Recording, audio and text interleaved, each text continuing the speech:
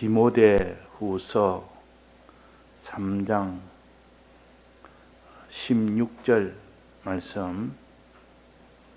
모든 성경은 하나님의 감동으로 된 것으로 교훈과 책망과 바르게 함과 의로 교육하기에 유익하니 이는 사람으로 온전케 하며 모든 선한 일을 행하기에 온전케 하려 함이니라. 네.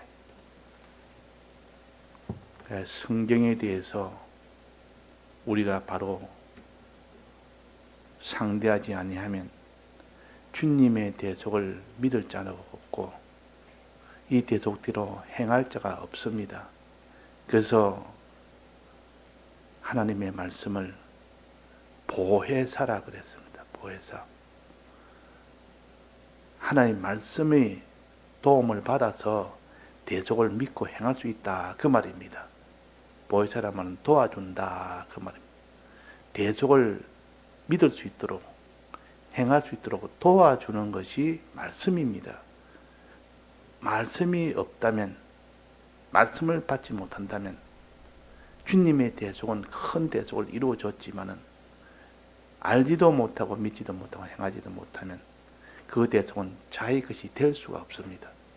그래서 대속이 제일 은혜 중에 제일 큰 은혜지만은 그러나 말씀이라는 이 은혜를 통해서 알고 믿고 행할 수 있으니까 그래서 대속을 증거하는 것이 말씀입니다.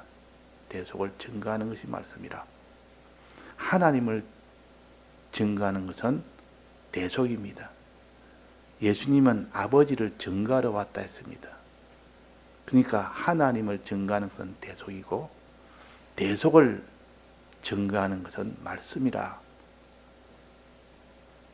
이 말씀을 다른 말로 하면 보혜사를 너에게 준다 그랬고, 즉 대속을 돕는 이 은혜를 내가 줘서 전부 다 대속을 믿을 수 있도록 이 말씀의 은혜를 받아서 다 행할 수 있도록 하기 위함입니다. 그리고 또 말씀하시기로 또 다른 보혜사를 너에게 주겠다 하면서 성령을 내가 너에게 주겠다 그랬습니다. 그러니까 보혜사는 둘이다. 하나님의 진리의 말씀이 첫째 보혜사요. 또 다른 보혜사 성령을 가르칩니다. 그러니까 보혜사 둘이 대속을 증거를 합니다. 그러니까 증거하는 것은 요한일서에 보면 증거하는 것은 둘이니 할 때도 있고 셋이니 할 때 있습니다. 셋이라 할 때는 피와 성령과 진리를 셋이라 할 때는 하나님을 증거하는 것이고 또 보혜사를 증거하라고 할 때는 그때는 대속을 증거하는 것이 진리의 보혜사, 성령의 보혜사라. 그래서 우리가 이 말씀을 통해서 대속을 알 수 있고 믿을 수 있고 행할 수 있지. 그 사람이 말씀을 가까이 하지 못하고 듣지 못하고 이 말씀을 떠나 있으면 주님의 대속을 알 수가 없습니다. 결코 믿을 수도 없습니다. 결코 행할 수도 없습니다. 그 말씀은 내 귀에 항상 떠나지 않도록 기울이라. 그렇게 했습니다. 그래서 구약에는 하나님의 말씀을 문 밖에, 문 출입구 앞에 다 이래 거기다 말씀을 상자에다가 넣어가지고 조그만 상자에 넣어가지고 그걸 문에다가 달아 놓습니다. 또 손에도 팔에도 이마에도 말씀을 늘 이렇게 붙여서 달아 놓습니다. 그만큼 말씀이 아니면 주님의 이 대속은 알 길이 없고 믿을 자도 없고 행할 자도 없다. 이 말씀의 중요성을 이 구약에서는 눈에 보이는 것으로 그렇게 하나님이 하도록 그 규례로 정한 겁니다. 규례로. 이 의식은 반드시 행해야 된다. 그래서 머리에 상자를 조그맣게 만들어가지고 이마에다 붙이기도 하고 또 소매에다가 말씀을 붙이기도 하고 이래가지고 말씀이 떠나지 않도록 해라 하고 구약에는 눈에 보이는 것을 가지고 이렇게 가르쳤지만 신약에서는 그런 거 붙이고 이런 거 하는 것이 아니라 말씀을 늘 듣고 기억하고 말씀대로 살기를 힘을 쓰는 그 일을 해라 그럽니다. 그런 말씀은 주님의 대속을 믿고 행할 수 있도록 해주는데 이 말씀은 어떻게 행할 수 있게 해주며 말씀은 대속을 어떻게 해주냐 이 말씀을 성경이라 그럽니다. 이 말씀을 기록한 그 문서 계시를 성경이라 그럽니다. 그래서 모든 성경은 하나님의 감동으로 되었기 때문에 성령을 받은 자가 기록했기 때문에 개인의 주관이나 개인의 모든 이런 자기 생각이나 그런 것으로 기록한 것이 아니라는 것을 분명하게 했습니다. 이 성경을 기록한 자가 몇 천년을 통해서 그 기간은 성경 기록한 기간은 몇 천년이고 성경을 기록한 자는 수십 명이 기록을 다 했는데도 하나님의 감동으로 다 기록했기 때문에 하나님이 기록한 거예요. 그래서 다 통일성이 있습니다. 주님의 대속을 위하는 말씀이란 이 통일성은 벗어나지 않습니다. 하나님은 이 사람을 감동시키고 저 사람을 감동시켜서 시대마다 감동받은 그들이 성경을 기록했기 때문에 성경을 볼 때 우리는 이거는 누가 이사야가 기록했다, 바울이 기록했다 이렇게 하지 말고 하나님이 바울을 통해서 기록하셨고 하나님이 이사야를 통해서 기록하셨다 이렇게 해야 그 사람이 되는데 대체로 보면 그렇지 않습니다. 바울이 말하기로 모세가 말하기로 이사야 선지는 이렇게 말하기로 그러니까 또 사람이 기록한 것처럼 사람의 자기 생각이나 주관이나 요한이 기록한 요한복음, 요한계시록처럼 요한은 이런 성격을 가졌고 이런 뭐 어떻게 했고 그래서 요한의 인간적인 어떤 그런 걸 가지고 기록한 것처럼 이렇게 하다 보니까 하나님이 기록했던 것이라고 믿어야 그 사람이 이 말씀대로 살 수가 있지. 그래서 우리는 사람의 그런 하나의 종으로서 하나의 심부름으로서 이렇게 역할을 했지 주동의 역할을 하는 것은 없습니다. 자기 주관이나 자기 사욕이나 이런 것이 전혀 들어가지 않는 이것이 성령입니다. 성경 기록한 사람은 수십 명이 돼도 기록한 분은 한 분 하나님이 기록했다. 이 사람의 그런 성격과 이런 것을 다 끝까지 고려해서 하나님께서 그런 형편을 주시고 그런 마음을 주셨고 그래서 그것이 성경의 하나님의 뜻이 되도록 하나님은 전능의 능력으로 그렇게 하신 겁니다. 그러니까 우리가 인간적으로 이 성경을 생각하면 안 됩니다. 이건 하나님이 전능의 능력으로 그들의 마음과 그들의 모든 환경과 모든 사건들을 종합해서 이렇게 생각하고 저렇게 생각하도록 만들어서 그것이 하나님의 뜻을 나타내는 성경이 된 겁니다. 그래서 우리는 성경은 어떤 것을 기록했느냐? 우리가 여기에 성경은 하나님의 감동으로 되었는데 6가지를 기록했다. 첫째는 교훈, 그 다음에 책망, 그 다음에 바르게 함, 그 다음에 의로 교육할, 의로 기록, 그 다음에 하나님의 사람으로 온전케 하는 것으로 기록, 또 그 다음에 선한 일을 행하기 온전케 하는 것으로 기록했다. 자, 이렇게 6가지죠. 이 6가지를 항상 생각을 해야 됩니다. 이 6가지를 여기만 기록된 게 아니고 하나님의 말씀만 하고 이것을 기록한 내용이 이게 된 내용이 다른데 여러 군데 많이 흩어져 있습니다. 성경을 읽다 보면 디모데 후서에도 나와 있지만 디도서에도 나와 있고 고린도전서에도 나와 있고 로마에서도 나와 있고 율법은 그랬고 하나님의 말씀은 그랬고 그래가지고 이 성경을 전체를 다 읽는 사람은 벌써 성경은 할 때 나오는 6가지를 다른 데서 벌써 다 찾아서 알 수가 있습니다. 그러니까 그것이 뜻을 바로 알 수가 있고 그것의 관계를 바로 알 수가 있고 그래서 이 성경은 통해야 됩니다. 한 성구가 있다면 이 성구가 다른 데서는 어떻게 서였는지 그것이 환하게 드러나야 그 사람이 바로 깨달을 수 있지. 성경 여기서 기록했기 때문에 요것만 가지고 계속 보고 저기서 기록한 그것만 보고 계속 보고 그래가지고는 성경 전체를 깨닫지를 못합니다. 그래서 우리는 성경을 통독을 해라. 우리 한 성경 한 성구를 가지고 깊이 들어가는 것도 필요하지만 성경 전체를 통독하는 사람은 전체를 늘 보기 때문에 비뚤어지지 않습니다. 전체. 이런 말씀도 있지만 저기에도 이 말씀이 있지 않느냐.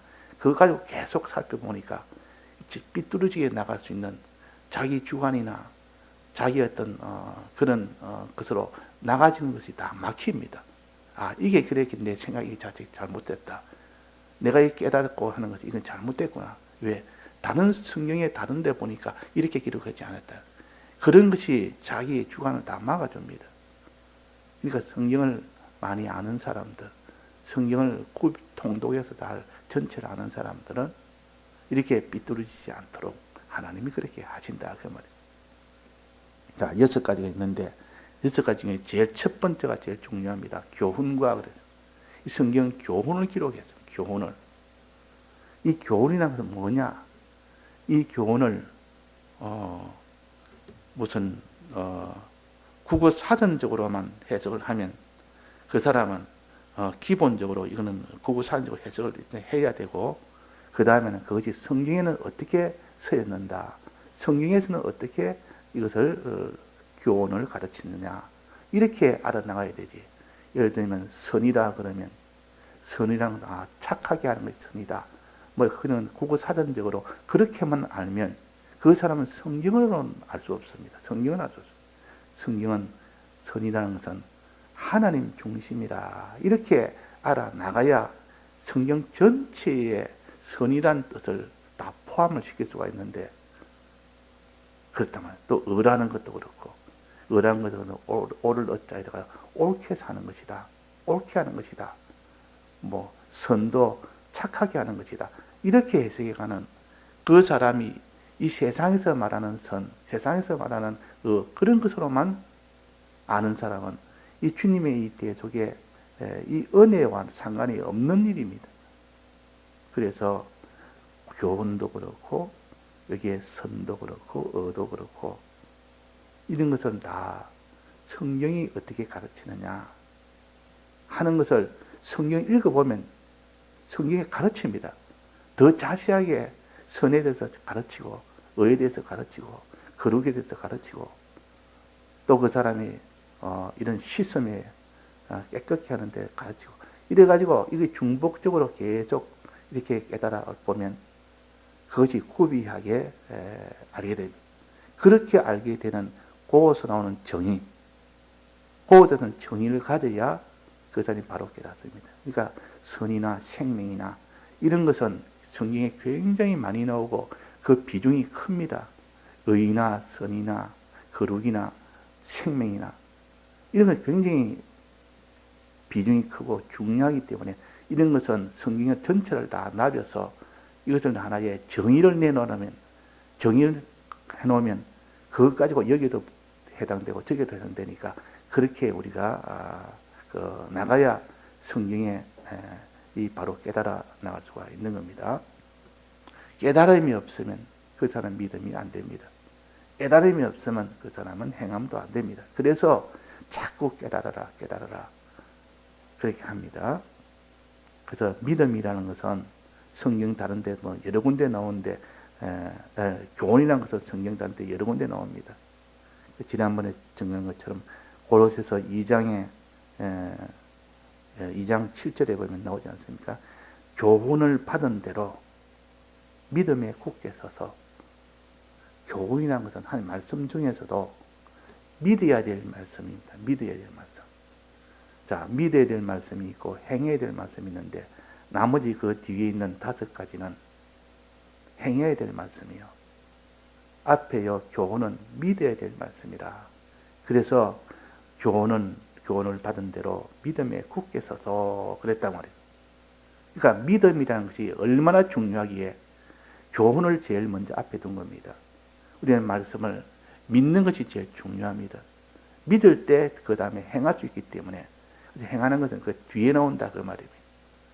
자, 그래서 이 교훈은 받은 대로 믿음에 국해서. 그러면 교훈이 뭘까?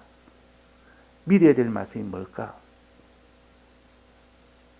히브리서 11장에 보면 믿음에 대해서 쭉 나옵니다. 그 중에서도 에녹의 믿음에 대해서 믿음을 잘 정의를 해놨습니다. 에녹의 믿음에 대해서.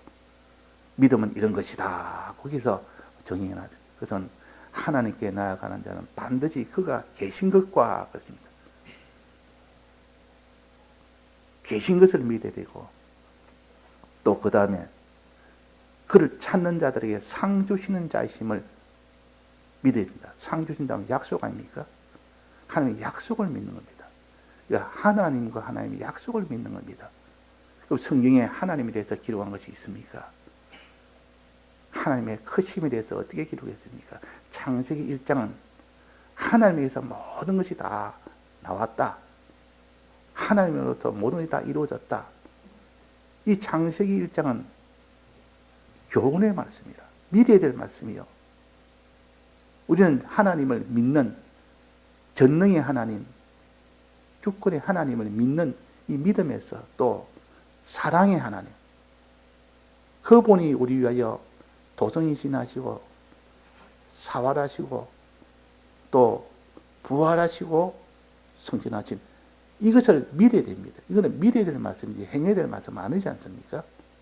지금까 주님의 이 대속에 은혜를 베풀어 주신 주님을 이렇게 사랑한다는 것을 믿고 이 전능의 하나님이 창조하신 주권하신 이 하나님을 믿는 겁니다. 이것을 교훈가 그랬단 말이에요. 믿을 교훈이라. 또 그분의 약속, 주님의 대속이 이루어진 약속은 사랑의 약속이요. 또 주님이 크신 주님이 공의의 약속을 먼저 했고 그 다음에 사랑의 약속을 두 번째로 했죠. 이 두 약속을 믿는 것이 교훈이요. 이렇게 두 면의 하나님을 믿는 것이 교훈입니다. 이것을 진정 네가 믿느냐 안 믿느냐, 하나님이 계신가 아닌가 하였습니다. 하나님 믿음을 요구하시는데 계신가 안 계신가, 이걸 믿지는 않는 겁니다. 그러니까 하나님께서는 믿을 때 기쁨이 되고 안 믿으면 그와는 단절이 됩니다. 그래 믿으라, 주 예수를 믿으라, 그러면 너와 내 집이 구원을 얻는다. 그렇죠? 믿으라고 나오지 않습니까? 이 믿으라는 말은 마음으로 믿는, 거기서부터 몸으로 행하는 거기까지 나아갈 수가 있는 것이지, 그 마음으로 믿어서만 구원하는 것이 아닙니다. 믿고 그 다음에 행해야 구원이 됩니다. 그래야 온전하게 됩니다. 마음으로 믿었으니 나는 구원얻었다 행하든 말든, 행한 것은 자기가 버려버리고 마음으로 믿으면 구원한다고 성경이 그랬지 않느냐? 교훈이 그렇게 가르치지 않느냐? 주 예수를 믿으라 했지 않느냐? 영접하는 자 곧 그 이름을 믿는 자들은 하나님의 자녀가 된다 권세 주지 않느냐? 권세를 준다고 하지 않느냐? 그래서 믿음만 그렇게 주장을 하다 보면 나중에 행하는 것은 상관을 하지 않습니다. 그러나 성경을 전체를 읽어보면 마음으로 믿고 행해야 구원된다. 야고보서 2장과 그 보면 다 믿음도 말했지만 행함도 함께 말했지 않습니까? 행한다 말은 믿음을 온전케 하는 겁니다. 믿음을 증거하는 겁니다. 그래서 사람이 마음으로 믿고 입으로 시인하며 몸으로 순종할 때 비로소 그 사람의 믿음을 하나님이 인정을 하십니다. 그러니까 여기에서 믿는 것을 교훈을 가르치고 그 다음에 그 뒤에 뭘 뭡니까? 믿음과 책망은 무슨 책망입니까?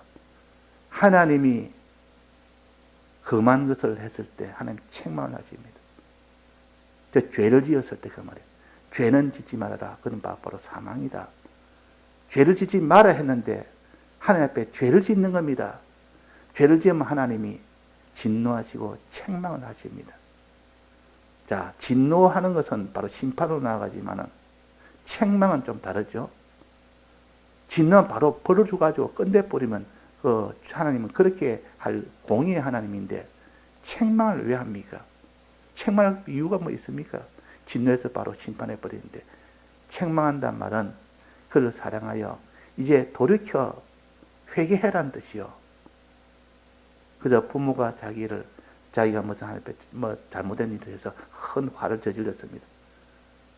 그럼 막바로 그저 감옥에 보내든지 그렇게 하냐고 부모는 야단부터 칩니다. 왜 야단 칩니까? 이제는 다음부터는 절대 그런 짓 하지 말아라. 근데 이 잘못된 것은 다 사함을 받아라 그 말이에요. 사함을 받아라. 내가 사해주겠다. 책망하면서 회개해라 그럽니다. 책망은 회개를 가르치고 회개는 죄지은 자에게 하나님이 사함을 받도록 하는 것이 회개입니다. 그러니까 이게 책망이라는 것은 심는다, 성경에 심는다와 같고 사죄함을 받는다와 같습니다. 이것이 하나님의 말씀이요. 그러니까 속죄죄와 속건죄는 죄를 지은 자가 그 사함을 받는 것이 속죄죄와 속건죄입니까? 우리가 죄를 지었으면 즉시 사함을 받을 수 있도록 씻으라, 회개해라. 이것을 가르쳐서 여기에 책망이라. 그래서 성경을 읽으면서 내가 오늘 책망을 받았다. 성경에서 이렇게 하지 말아야 돼. 내가 지금 이렇게 했는데 성경 읽기 전에는 이것이 내가 잘못인 줄 몰랐는데 내가 성경을 보니까 하나님이 이게 책망을 하더라. 내가 지금 큰 책망을 받고 마음에 찔리는 겁니다.